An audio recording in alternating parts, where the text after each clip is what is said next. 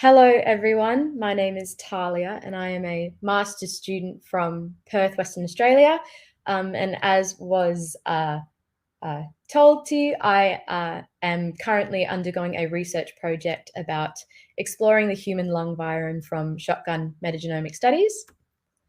As we all know, the virome is very important when it comes to influencing health, behavior, and disease. And my specific focus has been looking at the respiratory virome and looking at any possible captured respiratory viruses from historic lung virome studies. Lung virome studies themselves are much less studied compared to other microbiome studies. This can mainly be due to their complex sample collection, as the types of samples that are collected vary from swab, sputum, and BAL, which are either low in viral load or very difficult to collect. And this has contributed to lung virome studies having a very large proportion of uncharacterized viruses, which has been classified as dark viral matter. And it has been shown in some recent studies that up to 95% of viral sequences within lung virome studies themselves remains unclassified. And this can be due to the complex sample collection situation I described earlier, and even the currently very limited reference databases when it comes to viral sequences. So for my research project, my main motivation was to explore viruses that are related to the airways and their possible relationships to diseases depending on the kind of study the sequences came from, and also to be able to try and improve current reference databases to try and mitigate the current dark viral matter that is within lung virome studies currently. The goals of my research project are to characterize both known and new viruses within each individual bioproject or study, as well as to possibly try and identify any viral sequences and viruses that can be used as markers for disease states. My project itself can be split into three broad categories of methodology, I guess.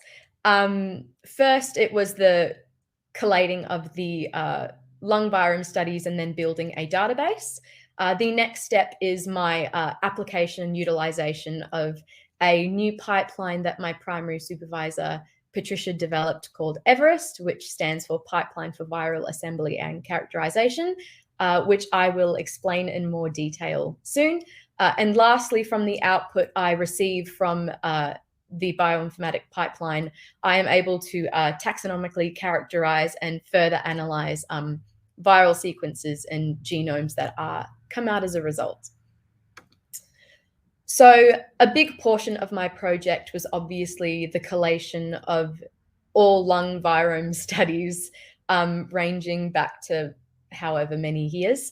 My considerations when looking and collecting lung virome studies were any that focused on the lung virome, or if they were based on the lung microbiome, that they at least utilize shotgun metagenomic sequencing to capture possible lung viral sequences that were within their respective samples, and any studies that used obviously lung attributed samples.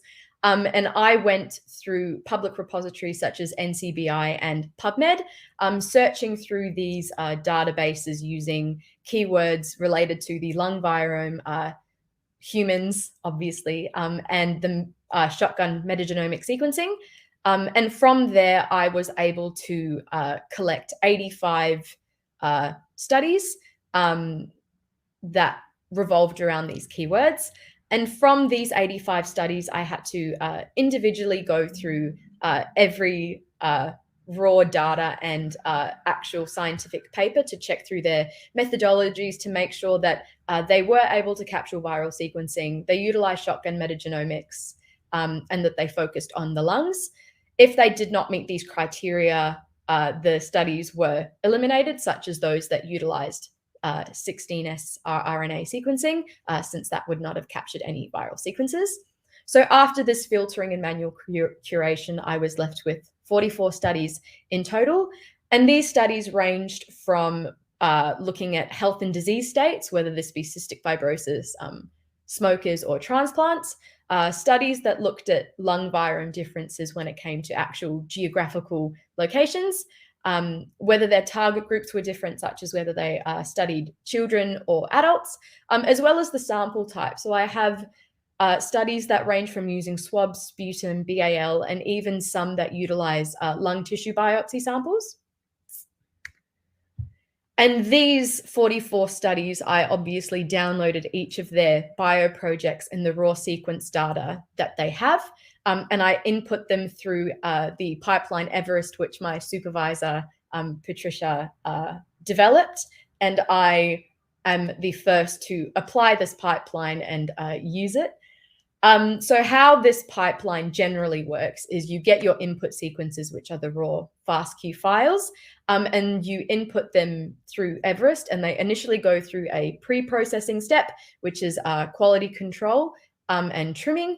And from there, only high quality sequences are left to be filtered. So through filtering, any host sequences are removed, any duplicates and are removed, as well as they go through digital normalization. And after this filtering, they get aligned and clustered based on a 98% similarity of these sequences. From there, they are refined and then finally classified taxonomically. And the output files that you essentially get are those that are able to communicate how complete the genome is, what kind of lowest common ancestor that the specific genome is attributed to, and so on. This is my supervisor here, and this is her GitHub page where Everest is currently available, though still under development and being used by me.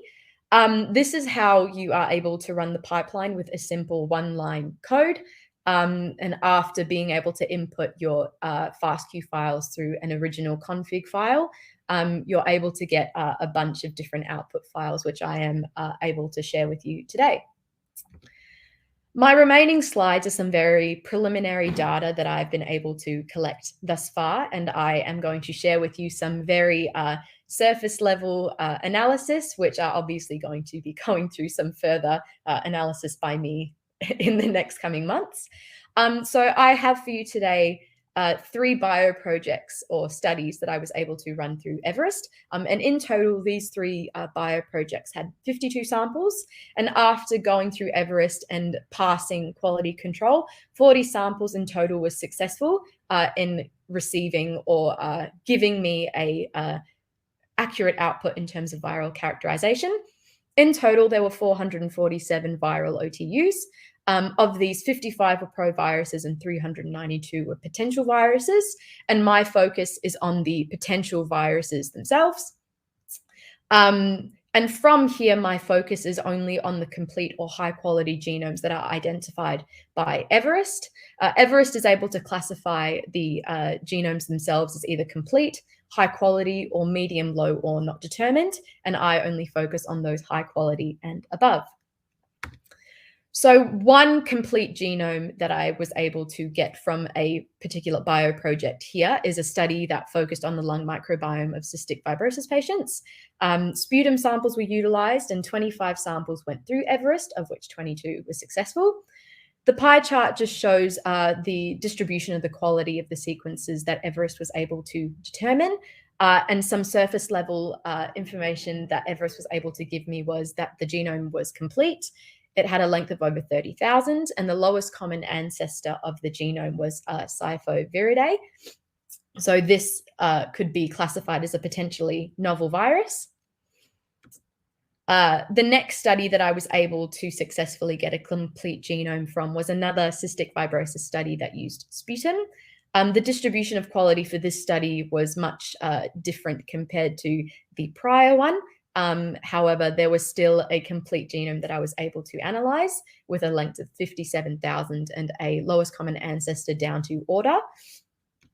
And lastly, I got a very interesting study where I could use